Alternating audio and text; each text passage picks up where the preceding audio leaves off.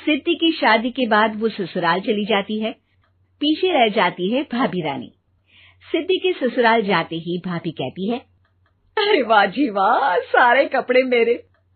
हाय रे पैंट, अरे वाह वाह, मजा आ जाएगा।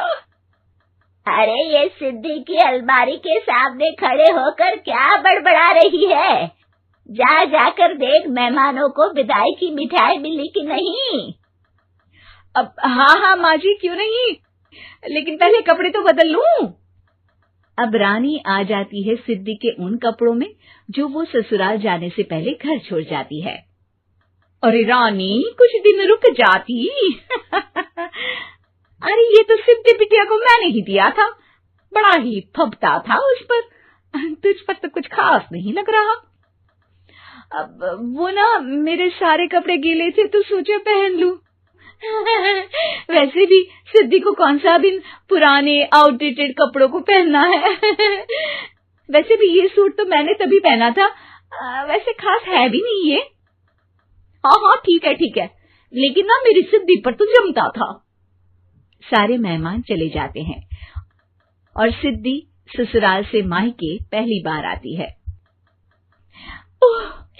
अपना घर, अपना कमरा, अपनी अलमारी। ये बोलकर जैसे ही सिद्धि अलमारी खोलती है तो सामने उसके कपड़ों की जगह कुछ और ही रखा होता है। माँ, जरा कमरे में तो आना। सास और रानी वहां पहुंच जाते हैं।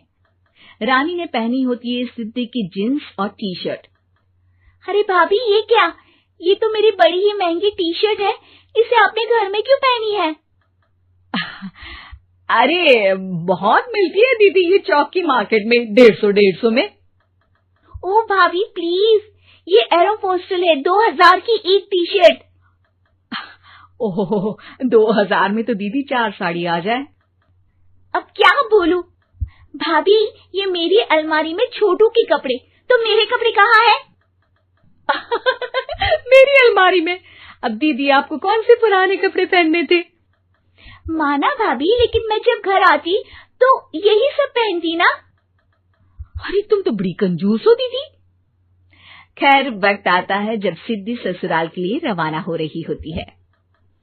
अरे रानी, अंदर से सिद्धि का गिफ्ट ले आ, लड़की पहली बार ससुराल से मायके आई है। रानी अंदर जाती है और एक सिंपल सी साड़ी लेकर बाहर आ जाती है। ये लीजिए माँ जी। सास बेटी को गिफ्ट देकर ससुराल भेजती है। अगले दिन रानी एक सुंदर सी साड़ी पहनकर सामने आती है। अरे रानी, ये तो वो साड़ी है जो मैंने सिद्धि को देने के लिए दी थी जब वो ससुराल ले जाती, लेकिन ये तूने कैसे पहन ली? अरे माँ जी, ये साड़ी तो मुझे बहुत पहले से ही पसंद थी, लेकिन चिंता ना करिए, मैंने सिद्धि के लिए भी अच्छी सी साड़ी दी है। हाँ। तभी सिद्धि का फोन आता है। क्या माँ, कुछ अच्छा तो दिया होता ससुराल ले जाने के लिए। अरे पहले दिखा दिया होता। ये चमकते हुए पैकेट में नौकरानी वाली साड़ी मत दिया करो माँ।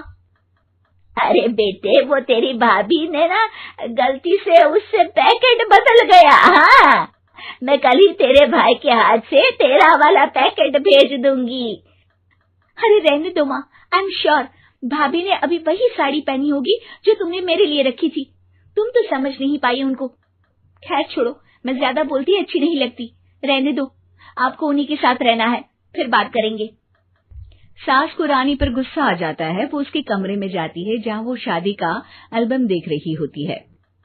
रानी, मार्केट जाकर एक ऐसी ही साड़ी लेकर आ, कल प्रतीक जाकर सिद्धि के घर दे आएगा। अरे क्यों माँ जी, कितनी साड़ी देनी है दीदी को? यहाँ कोई सेल लगी है क्या? अरे चुप कर, मेरे बेटी के हिस्से की साड़ी खुद पहन ली, अब ज्यादा ज्ञान बांट रही है। एक दिन सिद्धि का फोन आता है। माँ, मेरी सास ने आप सबको खाने पर बुलाया है। सारे लोग सिद्धि के ससुराल पहुंचते हैं। खाना खाकर वो लोग निकल रहे होते हैं कि सिद्धि की सास सभी को गिफ्ट देती है। अरे बहन जी, बेटी के घर का खाना खा लिया, यही बहुत है जो आप ऊपर से गिफ्ट भी दे रही है। अरे बहन जी, आप भी कहाँ इन बातों पर विश्वास कर रही हैं। सास सभी को गिफ्ट देती है, लेकिन रानी को जो साड़ी देती है वो अजीब